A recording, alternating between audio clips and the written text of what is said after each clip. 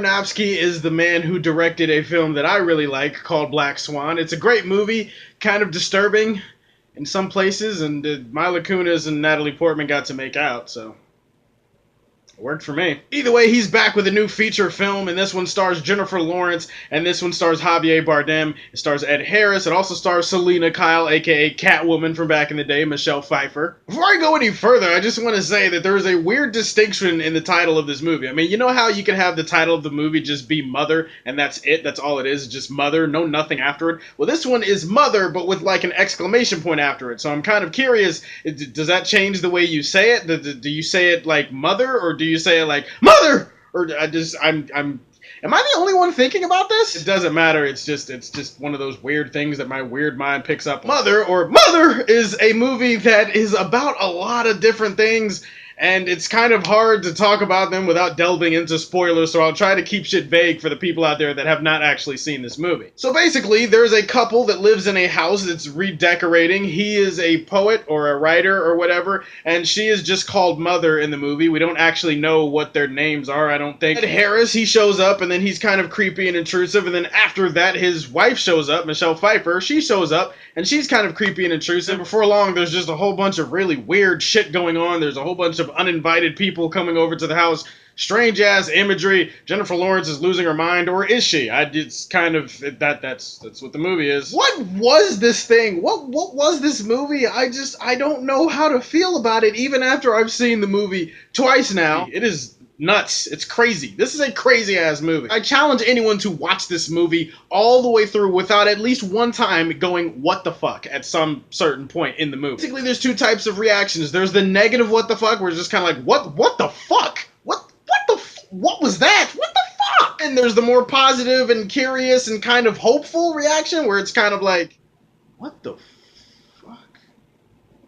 Depending on which reaction you had while watching this movie, that will dictate whether or not you loved or hated this movie. And believe me, there are people on both sides of the aisle. I gotta respect the audacity and the sheer boldness of the filmmaking here. I mean, Darren Aronovsky, this movie, he goes for it. Like, he throws a whole bunch of shit at the audience and tries to see if they could pick it up. I mean, there are heavy-ass themes in this movie. Themes about religion, themes about man, humanity, morality, pregnancy, philosophy. I mean, a whole bunch of really heavy, artsy-fartsy shit just exploding in your brain. And again, you can either handle that or you can't, or you can handle it and you just don't like that shit. It really depends on what kind of person you are. I gotta praise the performances in this movie. Jennifer Lawrence was really great in this movie. I know that's not a popular thing to say because nobody really likes Jennifer Lawrence. I thought she was really great in this movie. I thought she gave a great performance. She was heartbreakingly vulnerable at times in this movie. Also, Javier Bardem, who we don't find out what his name is. He's just the guy in the movie. He was great too. Javier Bardem proves that if you give him a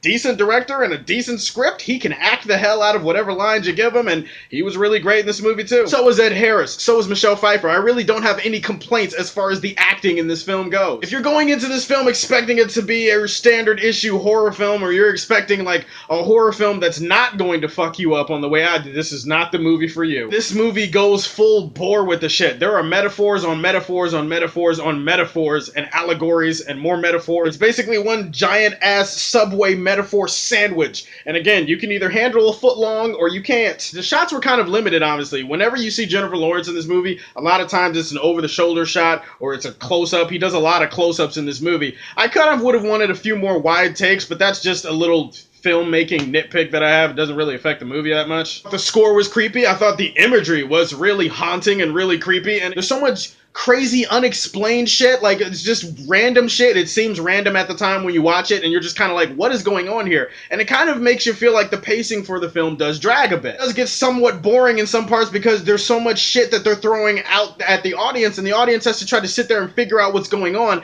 and that's a good thing. There's nothing wrong with making an audience think. It's just sometimes you want the journey to us thinking to be a little bit smoother. And I feel like they didn't always handle that the right way, and as a result, I feel like the pacing for the movie does drag in certain spots.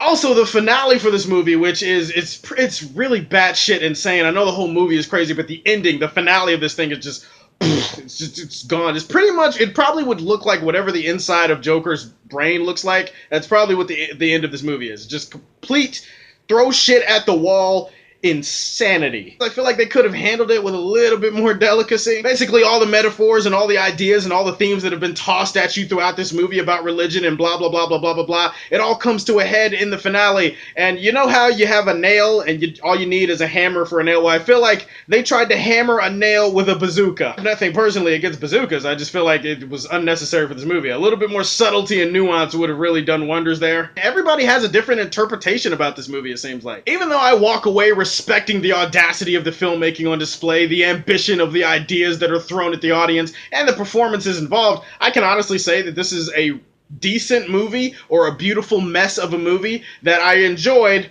that I'm never going to watch again. I think I'm going to give Mother a positive rating of Man of Steel Silver Age. It's a movie that has greatness in it. I just think that it's really messy in how it executes some of that greatness. I will ask you, what is the most mentally fucked up movie you've ever seen? Let me know down below. Like and subscribe to the Superfan Show, and as always, if you like what you see, tell me how you feel, and stay tuned to hear more from the Man of Steel.